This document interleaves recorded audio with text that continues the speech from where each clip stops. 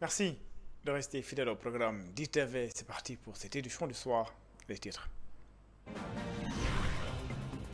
La commune de Keimar, c'est dans le département de Nioro, fait face à plusieurs difficultés. La localité ne dispose que d'un seul tracteur pour faire la culture. Les producteurs interpellent les autorités par rapport à cette situation. Foire des métiers pharmaceutiques et l'initiative des étudiants en pharmacie. Objectif, promouvoir l'employabilité des jeunes pharmaciens.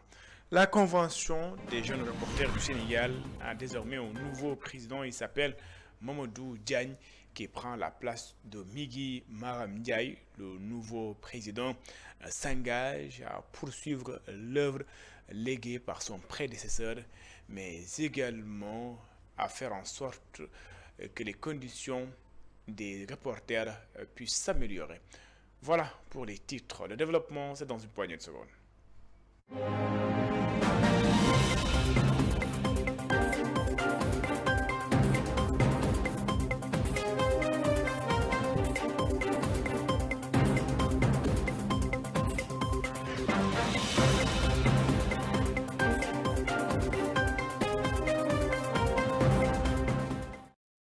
Bonsoir et bienvenue. La commune de Keimor, dans le département de Nioro, ne dispose que d'un seul tracteur pour assurer la production agricole.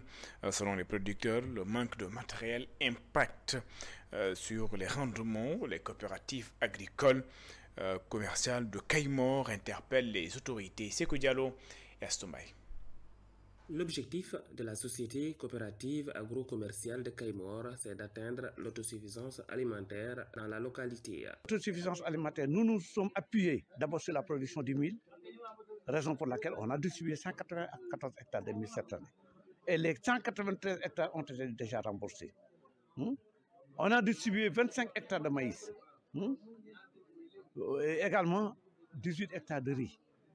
Et toute cette production-là a eu un impact alors sur la maîtrise de l'alimentation au niveau de ces collectivités territoriales. Pour cette année, vraiment, il y avait un très bon rendement parce que nous avons eu des rendements à hauteur de 3 tonnes à l'hectare.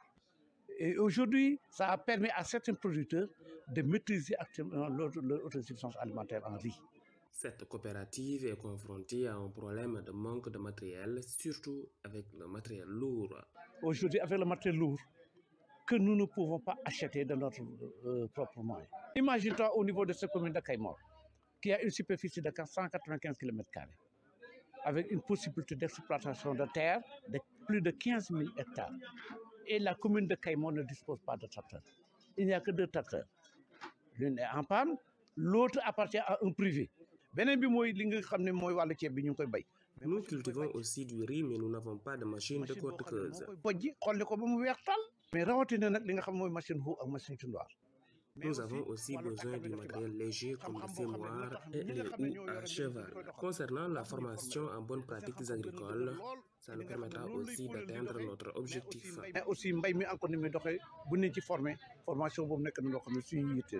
La société coopérative agro-commerciale de Keimor était en assemblée générale pour faire le bilan de la précédente campagne agricole et aussi de souligner les différents problèmes dont la coopérative est confrontée. Parlons tout à fait d'autres choses. Le ministre de l'Éducation nationale, Moustapha Maba Guirassy, a donc présidé à Ziguinchor la cérémonie officielle de remise de matériel numérique à l'ensemble des directeurs d'école et chefs d'établissement de la région.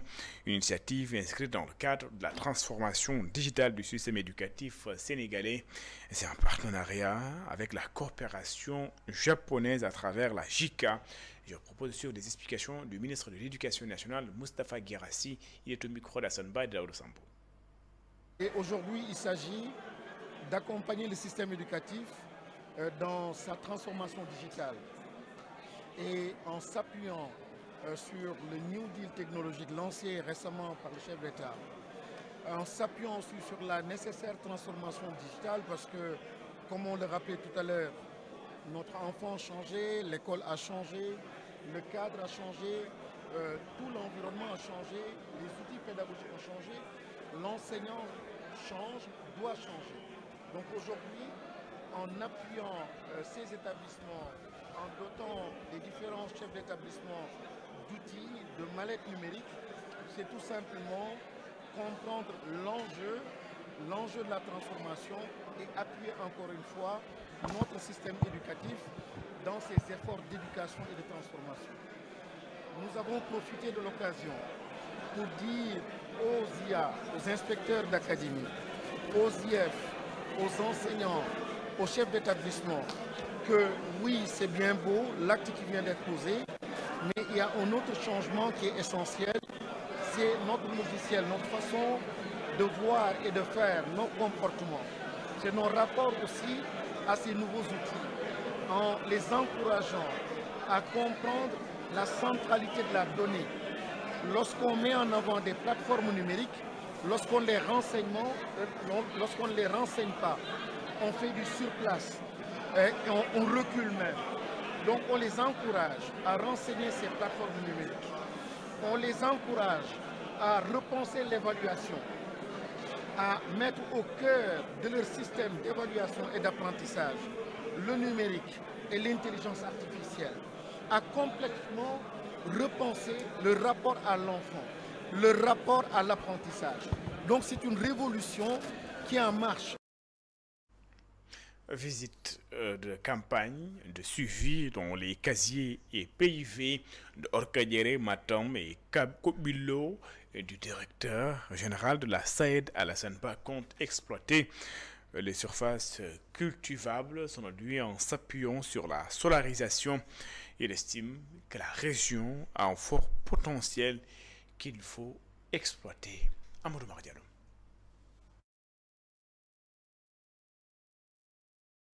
Après une saison agricole marquée par de fortes inondations, un vent d'espoir souffle dans les périmètres irrigués villageois et quasi-agricoles de la 11e région. Les programmes de résilience de l'État ont commencé à porter leurs fruits. En tournée de campagne de suivi dans la vallée du fleuve, à l'étape de Kanel et Matam, le directeur général de la SAED a constaté de visu l'augmentation des surfaces cultivables des cultures de décris et rizicoles de la fin de la saison froide et du début de la saison chaude. Selon Alassane Ba, les données sont... Au niveau de la délégation de Matam, on a réalisé des superficies extrêmement importantes. L'année passée, on était autour de 400 hectares pour le maïs. Aujourd'hui, on est à 1000, ce qui est quand même un record extrêmement important. Mais c'est grâce donc, à l'appui de l'État qui a permis de faire des performances. Pour le riz, l'année passée, on était autour de 1600 hectares. Aujourd'hui, on est déjà autour de 2800 hectares, ce qui montre quand même qu'il y a un engouement réel. Pour réduire le coût d'électricité des casiers agricoles, le patron de la SAED compte s'appuyer sur la solarisation. Comme vous le savez, au niveau de la délégation de Matam, 2 stations sont pour le moment solarisées. C'est Orkadiéré et notamment Kobilo. Comme vous le savez également, la solarisation permet de réduire les factures d'électricité jusqu'à 40%. Mais nous, notre objectif, c'est d'arriver à une solarisation universelle. Au casier rizicole de Kobilo, après avoir salué la visite du directeur de la SAED, le président Mamoudou Kane a énuméré quelques doléances des producteurs. Avec cette visite, on a déjà on a soulevé des problèmes, des pistes. Surtout, vraiment, c'est en élaboration avancée et c'est une insécurité aussi, surtout, des fois, il y a des accidents. On a posé ce problème. L'Union seulement ne peut pas financer.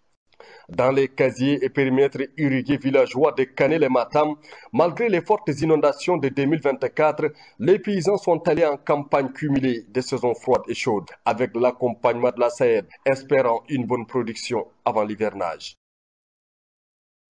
Foire des métiers pharmaceutiques à l'initiative des étudiants en pharmacie. Objectif, promouvoir l'employabilité des jeunes pharmaciens au Sénégal. Ces derniers veulent également montrer leur savoir-faire, mais également créer un cadre d'échange entre les étudiants et les employeurs. Je vous propose de suivre les explications de Maguey Gueye, le chef du département de sciences physiques et chimiques de la faculté de médecine, de la pharmacie et d'odontologie, et Alun Abou Taleb, directeur général de l'Agence sénégalaise de la réglementation pharmaceutique. Ils sont ici au micro de Satou Diba. C'est une organisation qui vient à son heure. Parce que comme vous le savez, le Sénégal compte 2 universités publiques qui forment des pharmaciens et 4 universités privées qui forment également des pharmaciens. Cela veut dire qu'il est important qu'on pense à l'avenir de ces jeunes. Il s'y rajoute que nos autorités tiennent beaucoup d'intérêt au développement de l'industrie pharmaceutique et à la souveraineté pharmaceutique. Et il est important, par conséquent, que les nouveaux métiers soient mis en exergue. Parce que pour le développement de l'industrie pharmaceutique, il y a des nouveaux métiers. Et il est important, à travers ces activités, que les étudiants, les futurs diplômés, découvrent ces nouveaux métiers afin de contribuer au développement de l'industrie pharmaceutique en occupant ces nouveaux métiers, en permettant de résorber la masse d'étudiants qui sortent au niveau de nos différentes facultés de formation. Il est important de bien comprendre que le secteur dispose des infrastructures, dispose des moyens et dispose des ressources humaines également qui permettent de contribuer à cette souveraineté pharmaceutique.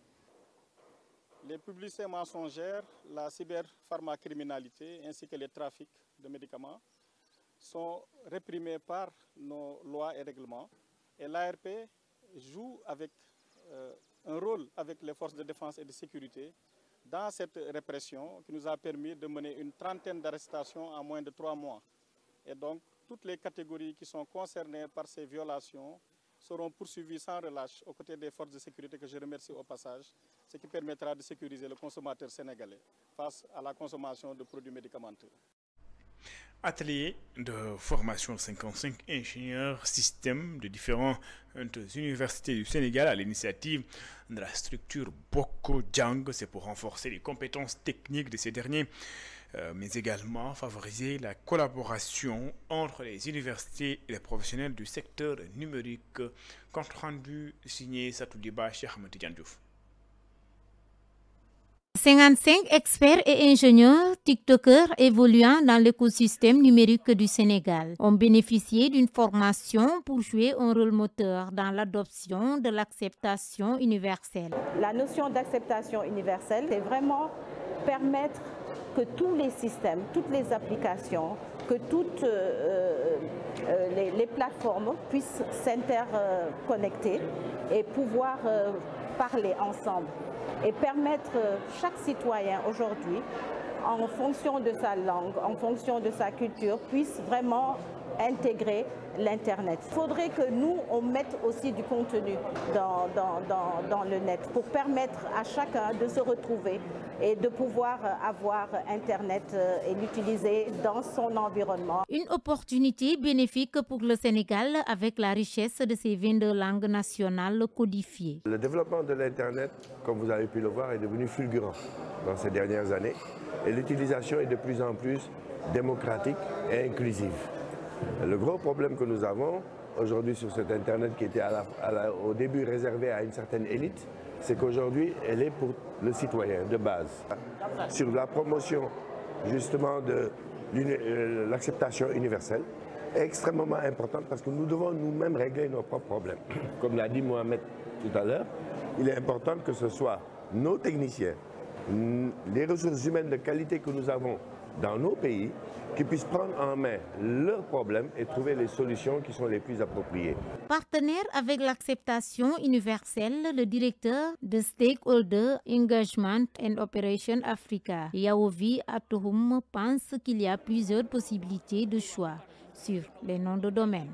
Donc ICANN, c'est la structure au niveau mondial qui coordonne l'attribution de ces noms de domaine de premier niveau pour les pays et puis des noms de domaine de premier niveau qui ne sont pas pour les pays, on les appelle des noms de domaine génériques. Donc ICANN au niveau mondial, c'est la structure qui s'occupe de la coordination de ces noms de domaine. L'acceptation universelle est essentielle pour renforcer l'inclusion numérique et l'accessibilité, en particulier pour les utilisateurs de langues et de scripts sous-représentés. En politique, les militants du parti PASTEF à Linguère mettent en lumière les différents projets du gouvernement. Ils ont également exposé les potentialités de Jolof en matière d'élevage et d'agriculture. Je vous propose de suivre les explications du député Oumar Sy. Il est ici au micro de Nala Diop et de Samba Thiam. Nous avons parlé aujourd'hui de l'agenda 2050. Pour voir comment tout cela est articulé au niveau des pôles territoires. notamment dans le pôle territoire Louga-Diourbel, dont le département de Linguère fait partie. Et nous avons réfléchi sur les potentialités qui existent dans ce département et qui pourraient effectivement être utilisées pour que le pôle territoire puisse trouver tout son potentiel et participer au développement de la vision globale du Sénégal. C'est à la fois une instance de démocratie participative mais aussi représentative où on aura tous les acteurs du pôle territoire, que ce soit dans le domaine économique, le domaine social, éducatif, la société civile, la jeunesse, tous ces acteurs-là, à travers une stratégie de développement qui sera menée sous, j'allais dire, la vision éclairée de ce qu'on appelle les collectivités territoriales, vont impulser une dynamique pour permettre un développement du bas vers le haut. Moi, je crois que c'est tout le sens qu'il faut donner à cette réflexion d'aujourd'hui qui, à mon avis, devra être en tout cas répliquée de façon fréquente pour que l'information, la vraie information, puisse atteindre donc les cibles les plus reculées du pays et notamment du département de Linguère. Je le disais en titre, la Convention des jeunes reporters du Sénégal a donc un nouveau président, Migui Maram Ndiaye, cède la place à Mamadou Diagne, journaliste à la RTS. L'ancienne équipe, après avoir dressé son bilan, n'a pas donc manqué de multiplier les plaidoyers pour une meilleure prise en charge des reporters. C'est un compte rendu signé de Yalifan. 60 bourses ont été octroyées à des jeunes reporters, 30 ateliers de formation organisés, dont des concours destinés à stimuler l'excellence dans le journalisme, des chiffres que le président sortant de la CJRS, Convention des jeunes reporters du Sénégal, Migui Maram Ndiaye, présente comme les fruits d'un engagement constant en faveur du renforcement des capacités des jeunes professionnels des médias. Alors, comme vous le savez, nous voilà au terme de notre mandat, après 2 années de mission à la tête de la Convention. Nous avons eu également à poser des actes pour innover, parce que le monde évolue et pour nous, on devait évoluer avec. Cette question, ou bien ce volet, était le parent pauvre dans nos rédactions. Mais grâce à ce concours, il y a un record qui a été battu avec 31 productions lors de la première édition. Et à la fin, nous avons également permis à un reporter de bénéficier d'un terrain et nous avons procédé tout à l'heure à la remise donc, de l'acte administratif. Sur le volet également formation, nous avons eu à octroyer une 60aine de bourses durant ces 2 années. La formation continue également, qui est la mission première de la Convention. Nous avons eu à organiser une 30aine d'ateliers pour permettre à plus de 2000 reporters d'en bénéficier. Il a par ailleurs salué l'annonce faite par le directeur de la communication concernant un partenariat avec l'ADPME pour venir en aide aux entreprises de presse en difficulté. Habibou Dia révèle que l'État du Sénégal va dégager une enveloppe d'urgence de 300 millions de francs CFA. Le président sortant de la Convention des jeunes reporters du Sénégal a lancé un appel aux patrons de presse pour sa gestion efficiente. Enfin, nous demandons à la nouvelle équipe de beaucoup insister sur l'application de la convention collective. Une convention qui a été signée depuis par le patronat, par le syndicat, mais actuellement l'application pose problème.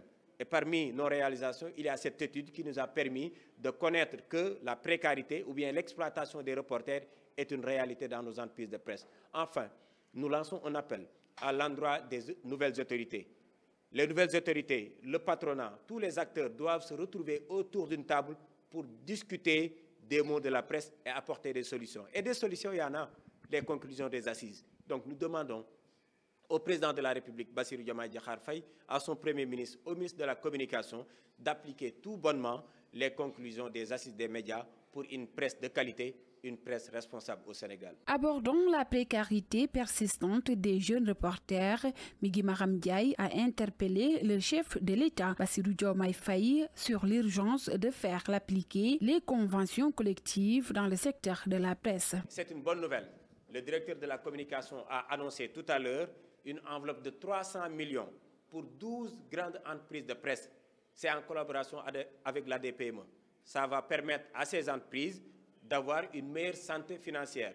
Mais nous avons également une demande particulière à ces entreprises de presse, la répercussion sur les conditions de vie et de travail des travailleurs. En dressant le bilan et en lançant ses appels, il a enfin rappelé que l'avenir du journalisme repose avant tout sur la valorisation de ces jeunes acteurs, une manière de passer le flambeau tout en plaçant la responsabilité entre les mains de l'État et des patrons de presse. Ndeyali Fall, Mamadou Diagne, journaliste donc à la RTS, qui a été élu président de la convention des jeunes reporters. Mamadou Diagne prend la place de Migui Maram Ndiaye, qui a donc décidé de ne pas se présenter à nouveau. Un exemple de la démocratie au niveau de la convention des jeunes reporters du Sénégal. Mamadou Diagne, donc nouveau président de la convention des jeunes reporters du Sénégal. C'est la fin de cette édition. Merci de l'avoir suivi. Excellent sur le programme sur les antennes d'ITV. Au revoir.